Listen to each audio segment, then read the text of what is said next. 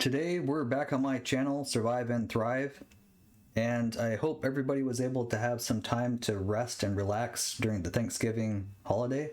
I wanted to touch on a coffee stock that I covered a few months ago, Dutch Brothers, ticker symbol BROS, and talk about some research that I've done here recently that shows where there may be some negative downturns to the stock shares and where the price action may be headed here in the near and long-term future. Starting with this first article in Willamette Week, Oregon officials stand by as Dutch Brothers founder seeks to take revenue from indigenous tribes. So the governor talks a good game on equity, but she seceded authority over gambling policy to a small, self-interested agency. Now, this article was written back on November 10th. Oregon's 9 indigenous tribes are watching history repeat itself. The tribes oppose a proposal for 225 betting terminals at the Flying Lark, a destination resort that the founder of Dutch Brothers Coffee is set to open at a Grants Pass horse track. The tribe says the terminals would violate Oregon law. If approved, I absolutely would consider it a casino, and the Oregon Constitution bans private casinos, says Dan Courtney, chairman of the Cow Creek Band of Umpqua Tribe of Indians. The primary purpose of the Flying Lark would be gambling. It markets itself as a gaming destination, which is code for casino. So it seems that there is going to be a battle here with Dutch Brothers as far as being able to expand their business ventures. And this could be negative media attention for them because it seems that a lot of the investors who have gotten behind this company are in the Western region, as the company was founded in the state of Oregon. And so I think this is one aspect that may have some bearings on where the share price goes here in the near term. And it's very interesting to read here, no matter where you are in Oregon today, remember you are on indigenous land. And that was stated by the governor of Oregon. She said that on October 11th. But even as she had stated those words, Brown was also standing to the side as the Oregon Racing Commission moved to threaten, in the eyes of the tribes, gambling that brings them nearly $500 million a year. These stolen land acknowledgements, that's great, but is that as far as it goes? Are they just checking the box? Asked Justin Martin, a member of the Confederated Tribes of Grand Ronde and its Salem lobbyist for 25 years. We appreciate the words, but these are broken promises. Again. And so it is unfortunate to see this negative spin to a company that I really believe has a long-term solid future. But for a company who is supposed to be local and have that small business attitude in terms of being able to protect the everyday average person out there, you read articles like this, which is really going to put a bad spin on who they are as a company. And yet another article that I see that shows some negative connotations or bad coverage for Dutch Brothers in general, Investor Place. Don't get too excited about Dutch Brothers stock just yet. And this particular author states Bros stock has delivered stellar profits too soon. Now, like most of you know, they are a company that went public in mid-September 2021. And I will put a suggestion link in the upper right hand corner. I had posted a video the day of their IPO in terms of watching them closely to see if this was one I wanted to jump in on. So I'll show you at the end of this video where the price action was on the day of that IPO close and where they are today. And like I mentioned, where I think we're headed. It became a big hit, climbing more than 100% from its original IPO target price of $23. That's an impressive financial return for the investors who believed in this operator and franchisor of drive-through shops. Still, they think it's too early to open the champagne. Today and beyond, prudence is required with Bros stock. Here's a deeper look into why.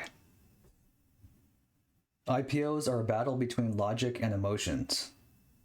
And I will put another suggestion link to a video that I had done a number of months ago, specifically talking about IPOs and whether or not it's a good idea to buy in or to wait to see how the company performs and how the fundamentals play out, because a lot of times you have these huge hedge funds or institutional investors who are pumping prices to take those short-term gains, and it's the retail investors who get burned at the end of the day. When a company is private, it can pretty much do whatever it wants with its cash and business model, but when it goes public, everything changes. Requirements exist. Comparisons to other companies' financial performance start to appear. And that's already the case with Bro Stock, which some compare with Starbucks, and it's too early to make a comparison between the two, as there is a huge difference in the market capitalization of these two companies. You just cannot compare apples with oranges. Here's a brief synopsis of key highlights. In its S1 prospectus, Dutch Brothers has reported some positive data, including 2 key points: 14 years of positive same-shop sales. Revenues grew from $186 million in 2018 to $327.4 million in 2020, representing a compound annual growth rate of 33%. So very nice gains. Seems like they're on the right path to continue to expand and build and really make a name of this company and getting other investors out there to really want to buy into this. But in 2020, total revenue of $327.41 million resulted in net income of $5.73 million. That's a significant decline given its net income of $28.39 million in 2019. In fact, that's almost an 80% decline in profitability. As such, they consider this 1.75% net margin for 2020 too fragile. And so you do start to see that there are some chinks in the armor for this company. Business plans go big with discipline. In an article on Yahoo Finance a few days after its trading debut, President and CEO of Dutch Brothers, Joth Ritchie, stated the IPO was the culmination of 30 years of hard work by thousands and thousands of employees and people across the western half of the US that have really built Dutch Brothers. We've been a very disciplined growth company from the beginning, he added. Also in the article, it was mentioned that Dutch Brothers, that as of June 30th, 2021, has 471 locations across 11 states. Furthermore, the company plans to accelerate with long-term potential of at least 4,000 Dutch Brother locations in the United States. And from what I've read, that's going to happen in the next 10 to 15 years, so it's a very long-term plan. And it's good to have that vision and know where you're headed, but they've got to be able to deliver on that. Otherwise, they will lose investors. Dutch Brothers thinks that its Blue Rebel energy drink may also become a big hit, bringing additional revenue and profits. So I would say if you ever went or been to a Dutch Brothers, you can look on their menu online. There are a number of drinks that are definitely very unique and you're not going to see at a Starbucks. And so I think that's one way that they've differentiated, as well as it talked about in this article that they are a drive-through coffee shop. So they don't have as much overhead for a big brick and mortar. Yes, they do have a space that has to be leased or paid for or rented. But I think that there's a big convenience factor to being able to drive up, drive through, get your coffee beverage for the morning, and get more customers through the line that way.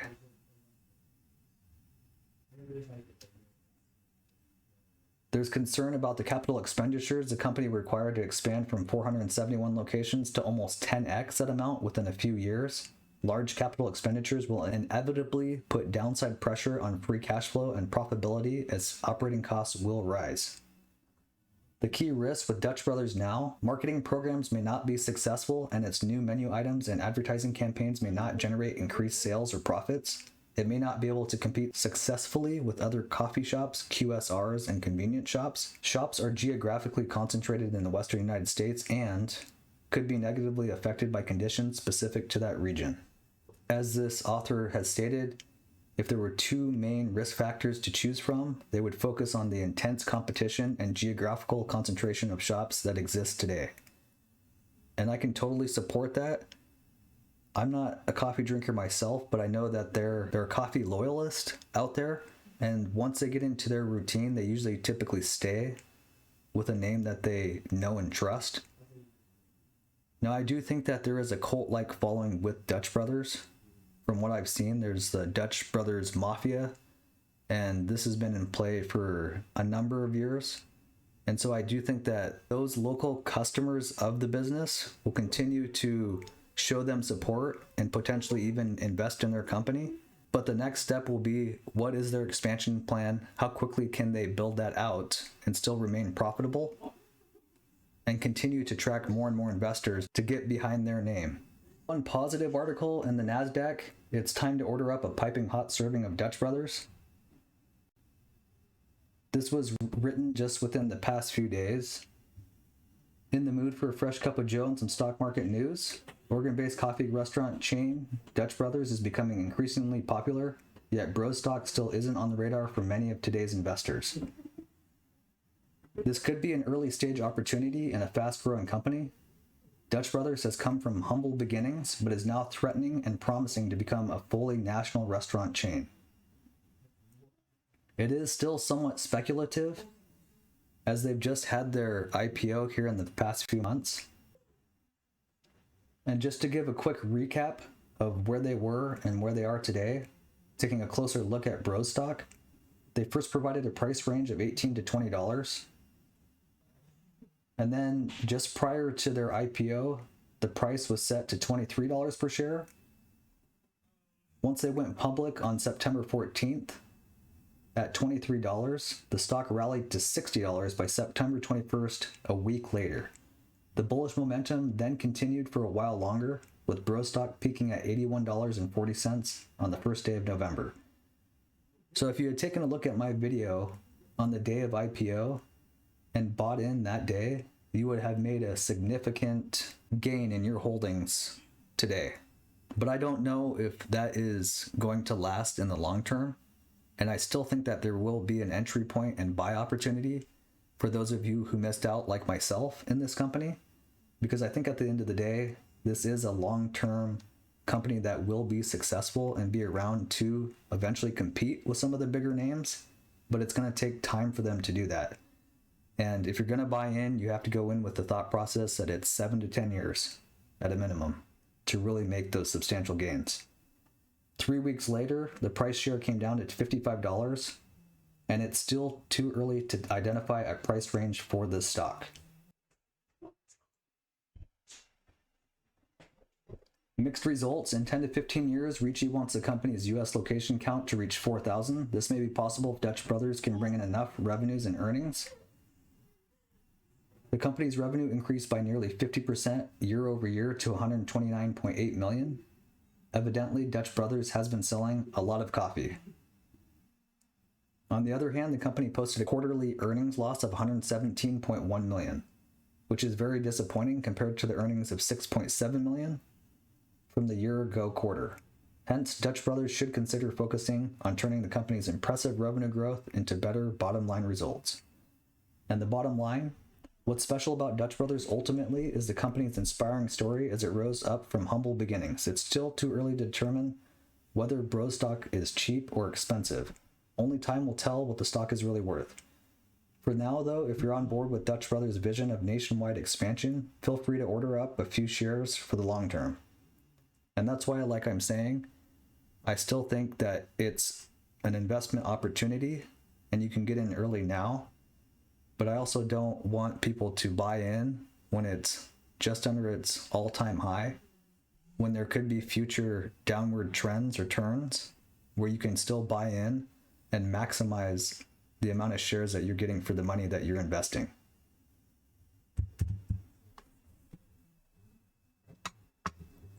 So like I said, we go back to the day of IPO. They actually ended up closing at just under $37, $36.68. And you can see that they're at $54.27 as of November 26th. 47.96% gain. So very nice, but very quick. And so that's what has the greatest concern for me and why I think I want to watch this for the next few months to see what happens as earnings reports come out. And if there are other potential negative catalysts for the company to send them in a downward spiral or a market correction that's going to give me that spot to really buy in. I think that if it gets into the $35 to $40 range, I'll be highly considering starting a position. And if it gets below 35, then I will definitely be jumping in to try to build out what I can.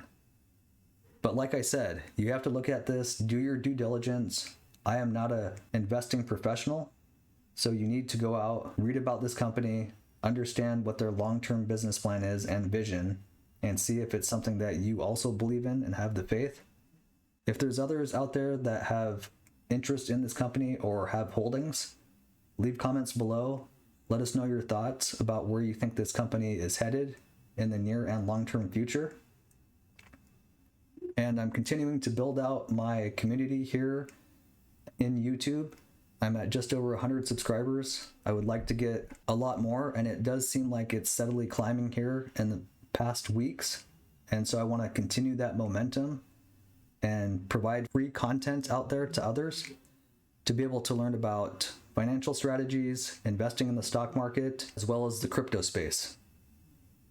So definitely, if you appreciate what's been covered in today's video, hit that like button to be notified as new content is uploaded week to week. Hit the subscribe and that bell. And let's continue to build on each other's knowledge. Make this a space for us to help each other out in investing and put ourselves in positions to make those substantial gains that we can really take advantage of for years to come. Make it a great week. Happy holidays, and don't just survive, thrive.